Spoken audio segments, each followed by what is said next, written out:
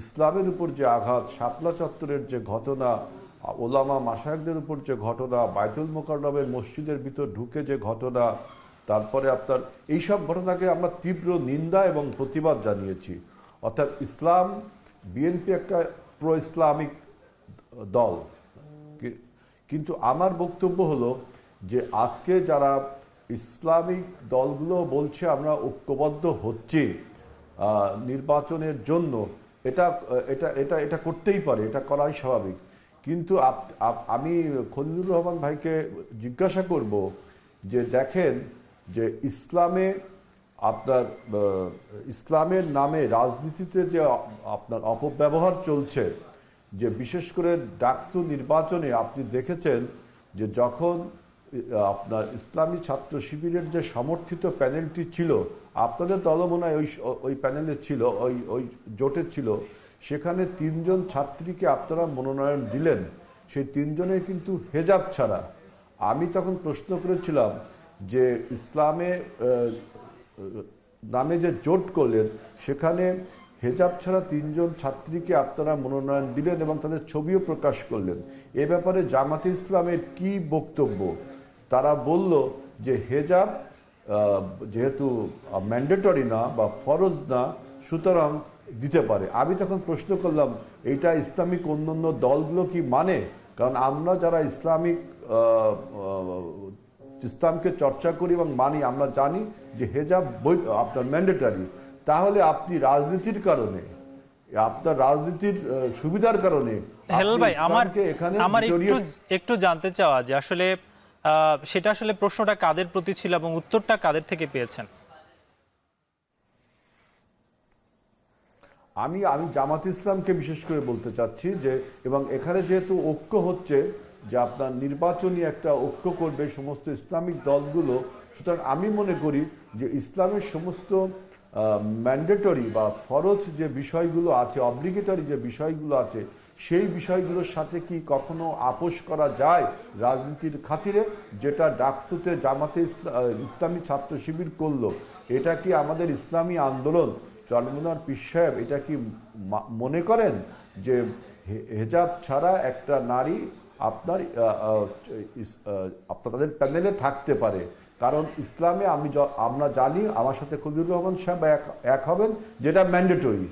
এখন আপনি নাম দিবেন ইসলামী আন্দোলন বা ইসলামী ছাত্র শিবির বা জামাতে ইসলামী, কিন্তু আপনি ওইখানে ইসলাম না, অন ইসলামিক একটা কাজ করবেন, তাহলে তো ধর্মের অবমাননা হলো, একই সাথে ধর্মের একটা রাজনৈতিক অপব্যবহার হলো।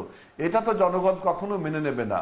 আজকে যদি বলতেন যে বাংলাদেশ জামাতি দল বা বাংলাদেশ ছাত্র শিবির, তাহলে আপনি হেজাব করেন না করেন এ বিষয়ে আমি প্রশ্ন তুলতাম না। যখন ইসলামের নামটা বলছেন, তখন ইসলামের সেই আপনার ম্যান্ডেটরি বা ফরজ বিষয়গুলো তো আপনাকে মানতে হবে। সুতরাং এটাই বলছি, আপনি ইসলামকে, জামাতে ইসলাম যেভাবে এক্সপ্লয়েট করছেন, যেভাবে আপনার অপব্যবহার করছেন, এটা কি আমাদের চরমনার পীর সাহেবের যে দল বা অন্যান্য ইসলামিক দল? কিন্তু হেলাল ভাই, এটা আমরা তো নানা সময় এটাও শুনেছি যে তাদের পক্ষ থেকে আসলে আমাদের যখন প্রশ্নটা ছিল যে আপনারা হিজাব চাপিয়ে দিবেন কিনা, তারা বারবার বলছে যে আসলে আমরা কোনো কিছু চাপিয়ে দিতে চাই না। না, আপনি আমার উপর চাপাচ্ছেন না, কিন্তু আপনার দলের যে কর্মীগুলো, আপনি যাদেরকে নমিনেশন দিচ্ছেন, আপনি যাদেরকে কর্মী বানাচ্ছেন, তাকে যদি আপনি হিজাব ছাড়া তাকে আপনি নমিনেশন বা তাকে আপনি দলে নেন, তাহলে আপনি কি নাম দিতে পারেন যে এটা ইসলামী ছাত্র শিবির বা জামাতে ইসলামী বাংলাদেশ বা ধরুন ইসলামী আন্দোলন বলতে পারেন? আপনি যখন ইসলাম বলছেন, তখন তো আপনাকে অন্তত ইসলামিক রীতিনীতিটা মেনে চলতে হবে। আমি সেটাই বলছি। হেলাল ভাই, আমি কিন্তু আমরা খলিলুর রহমান মাদানী কিছু বলতে যাচ্ছেন অনেকক্ষণ ধরে, একটু শুনতে চাই। খলিলুর রহমান একটু বলেন। জি ভাই, এখানে ইসলামী আইনের, আমি আবার কিন্তু ইসলামী আইনে পিএইচডি করা, ইসলামী আইনের একটা মূলনীতি হলো কোরআন মজিদে বলাই হয়েছে লাকুম দীনুকুম ওলিয়া দিন। তার মানে এই কোরআনের আয়াতের তাফসির বলা হচ্ছে লাকুম শিরকুকুম, যারা অমুসলিম তারা তাদের অমুসলিম বিধান অনুযায়ী জীবনযাপন করবে, আর আমরা মুসলিমরা মুসলিমদের বিধান অনুযায়ী চলবো। কোনো মুসলিম নামধারী কোশ্চিন কালো হিজাব ছাড়া চলতে পারবে না, তাদের উপরে ফরজ। আবার এই ইসলামী শরীয়তের আইন হলো হযরত ওমর রাদিয়াল্লাহু তাআলা আনহু রাজ আইন জারি করেছিলেন, সালামাতা আকাইদিহিম ওয়া কানাইসিহিম। ইসলামী দেশে অমুসলিমরা সম্পূর্ণ সামাজিক, নৈতিক, মানবিক এবং ধর্মীয় নিরাপত্তা নিয়ে বসবাস করবে। অতএব যে শিবিরের প্যানেল হোক আর জামাতের প্যানেল হোক, অমুসলিমরা সেখানে অবশ্যই তাদের পূর্ণ স্বাধীনতা, ধর্মীয় স্বাধীনতা নিয়ে তাদের ধর্মে যা আছে তাই নিয়ে তাদেরকে থাকার সুযোগ করে দেওয়া মুসলিমদের জিম্মাদারি, দায়িত্ব। এজন্য মদিনার সনদ বিশ্বনবী সাল্লাল্লাহু আলাইহি ওয়াসাল্লাম ১৫০০ বছর আগে যে মদিনার সনদ। খলিলুর রহমান, একটু জানতে চাই যে এর মানে আসলে আপনারা কি মানে বিষয়টা পরিপূর্ণ স্বাধীনভাবে দিতে চাচ্ছেন, কিংবা হিজাবের যে ব্যাপারটা আসলে বারবার আসছে সেটা কি আসলে আপনারা চাপিয়ে দিবেন কিনা?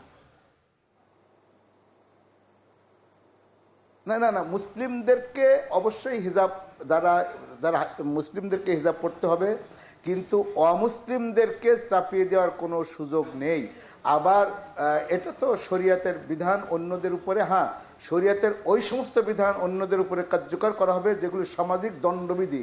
যেমন চুরি করলে চুরির শাস্তি মুসলিমদের যা, অমুসলিমদের সেই একই শাস্তি হবে, কিন্তু তাদের ধর্মীয় বিধান যেগুলো সেগুলো তাদেরকে নিরাপদে নিশ্চিন্তে করতে দেওয়া মুসলিম সমাজের, মুসলিম নেতৃবৃন্দের অবশ্যই তাদের উপরে জিম্মাদারি বর্তায়।